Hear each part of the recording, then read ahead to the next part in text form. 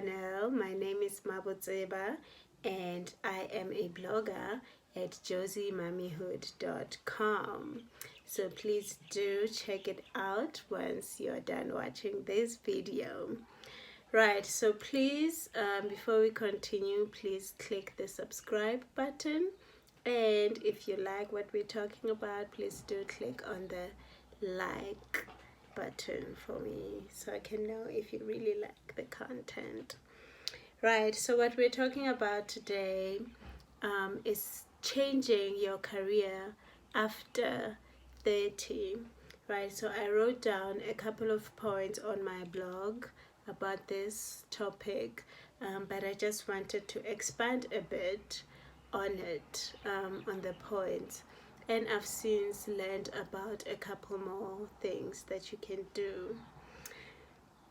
Right, so changing careers altogether, I think at whatever age, is difficult, right? Because if you are 30, this means that you've probably studied something for about 3-4 years, and maybe you've been doing that for a couple of years, and now you just don't feel like doing that anymore, but you wonder if you can change it, or maybe you're even thinking, should I be changing my career after spending so much money on my studies, or after like investing so much time in building this career?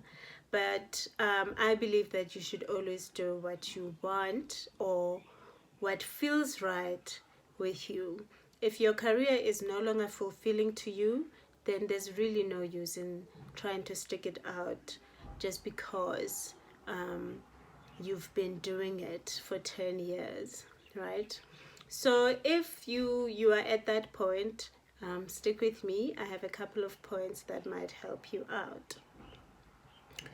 Right, so number one, this is what I did when I was getting tired of my old job, right? So I started saving money, right? This is to prepare for a potential salary cut that you might have to take in the new job, because maybe the field that you're going into is a field that you don't have much experience in.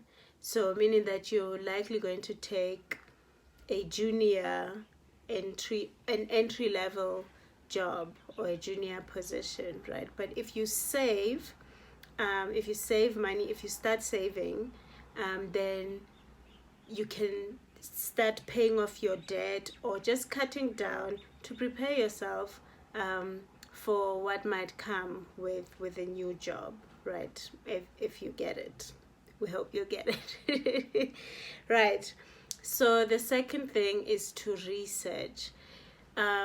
Research in this regard means get to know more about the job that you think you want to get. This research can be a Google search, right? If maybe you want to be a trainer, for example, then you look at the trainer job adverts, or you just look at their job descriptions, and this will help you see what sort of skills you'll need, what sort of education you'll need to get into that field, right? So this is actually a very important step, because while you're researching, you might actually find that I don't actually want to do this particular thing, right? So this will also really help you with making the decision whether that field that you had decided upon is what you want. And while you're researching, you might actually come across other interesting things that you could do. For example, I was researching a lot about project management, agile project management in particular. And while I was doing that, I came across a very interesting job title that I'm now pursuing. But for that one, I have to sort of study further, but it doesn't have to be like a degree, so it's still doable, right? So give yourself the time to do a proper search. Right, and this can also involve talking to people in those particular jobs, right? LinkedIn, I think, would be a very good place to start because people do put their job titles there. So you can just search around in LinkedIn and send them an email if you can, or an email, and just ask them a couple of questions about their jobs. Most people, I think, would not mind to just tell you what it is that they do. Right. Third, once you now know what you want to do and what you'll need to be able to do it, then you start upskilling yourself. This means that getting the further training that you need, or just learning the skills, right? So if you need a whole degree for this, then that means that you need to start applying to universities or colleges to get accepted, and then studying towards the degree. This can be done part-time as well, or online, because these days we really do have the options, you know. However, if it doesn't need a degree, or you can build on your current degree or diploma or whatever qualification that you have, then you just maybe need to take a short course. There are cheaper ways of getting these, of doing the short courses. For example, I did a couple of courses on Udemy. You'll find that they are very, very affordable. I also took a couple of courses on LinkedIn Learning while I was on their premium trial.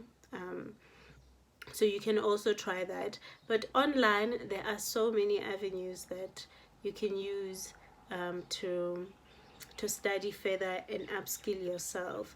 And if it's sort of a manual skill, for lack of a better word, YouTube is a great way it's a great place to start, you know, because I see a lot of how-to videos here. I learned how to lay out a book on YouTube, you know. So if you want to do something like that, then you can just do a search on YouTube, and you know, then you have the skill that you need. Right, I also have a blog up on upskilling and affordable ways of getting new skills. So you can check that out on josiemamihood.com. Right, so number 4, we have a very important step. Believe in yourself. This is because I know the fear that comes with change, right? You're trying to make this change, but inside there's always going to be that thing that tells you it's too late. And also, you know, you'll also believe that you're not going to get the job because whatever, you know, the fear can just give you so many reasons why you won't be able to get what you want. But if you believe in yourself, then you'll be able to actually take the steps that you need to take to get to where you're trying to go with your job search, or with upskilling, or whatever other steps you need to take. So I trained myself to believe in myself, actually, because I used to have very, very low self-esteem, and I didn't really think much of my abilities until I took a journal and I wrote down all the things that I have achieved to date, right? And this is acquiring evidence of my capabilities, right? To say, but I've been able to achieve this, I've been able to achieve that and that. So this means that I am capable of achieving whatever it is that I want to achieve, right? And another thing that really, really helps me is affirmations. I actually have them right up here, up my wall. They are the first thing I see when I wake up. The first three: I am capable, I am smart, I am beautiful. Okay, fourth one: I am strong, and I am enough. Because I have been seeing these every day for the past 11 months, I really truly and believe them, and this really helps me with achieving my goals, you know. Right, so before we make this video too long, number 5 is start applying, so that you also get used to the job search. You start fixing your CV, start with writing up your cover letters, you know. And if there is a job that you think that you don't have all the requirements, but you could probably do it, just apply and see what happens, you know. And you know, we also have to remember that you can learn on the job, unless you're a surgeon or something. I don't know, unless people's lives are in your hands. Then don't try that. And obviously no one will let you into a hospital without, you know, proper qualifications. But I mean, there are some jobs that you can learn while you're doing them, right? So we shouldn't always expect that we're going to meet the requirements, especially as ladies. We don't need to meet the requirements 100% in order for us to apply, right? So you just, if you meet, let's say, top 4, apply for the job and see what happens.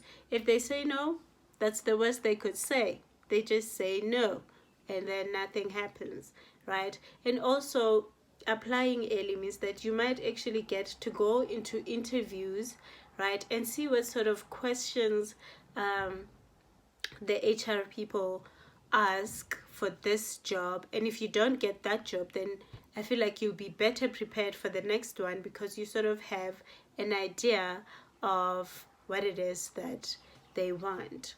And then a bonus one, just the last one, give yourself the job, right? This means that you can start a business in that, right? Let's say, like me, you wanted to work with children's books, but you had a qualification in construction, for example, like me. Then write a children's book yourself and publish it yourself. Give yourself the experience. If you're trying to get a sales job, maybe start by being a sales rep at Avon or Tupperware or whatever. Give yourself the skills that you'll need for the next job. So if you can, start a small business in that, or start freelancing in that, if you know that you have what it takes to actually do the job, right? Like if you're looking for a job as an editor, start freelancing with small businesses or even big ones. Start freelancing as an editor and give yourself the experience, because it's very hard sometimes to get the experience that they require. I mean, we see jobs out here requiring 25-year-olds to have 5-year experience. Only in South Africa. But yeah, so I hope that this video has been very helpful. If it has been, please do click that thumbs up for me and hit that subscribe button, and I will see you in the next video. Mwah! Good luck.